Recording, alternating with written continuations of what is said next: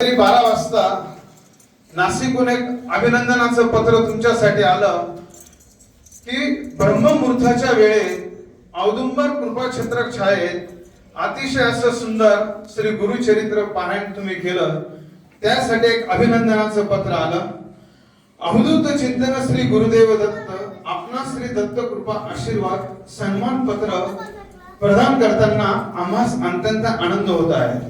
आपण ब्रह्ममुहूर्ताच्या वेळी औदुंबर छायेच्या श्री गुरुदेव दत्तमय आध्यात्मिक, धार्मिक आणि सांस्कृतिक साक्षीने सामुदायिक श्री गुरुचरित्र पारायण वाचनानंद व श्रवणानंद अत्यंत भक्तिभावाने केला.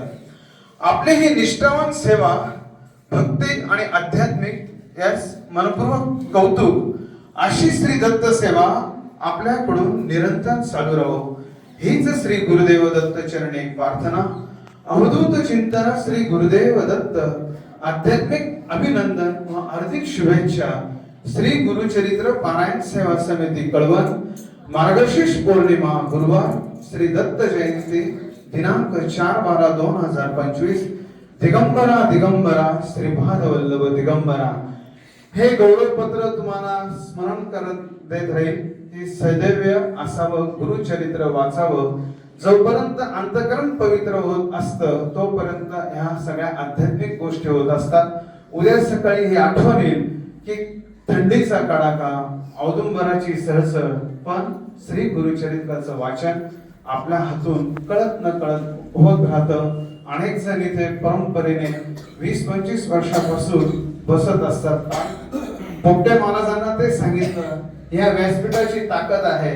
इथून अनेक पारायणाचार्य झाले, त्यांनी त्यांच्या माध्यमातून अजून 200-300 साधकांना बसवलं की ज्या घरात कधी गुरुचरित्र गेलं नाही, जेणेकरी गुरुचरित्राची ओवी वाचली नाही आणि ज्या घरात दत्त पारायण झालं नाही त्यांना आणलं.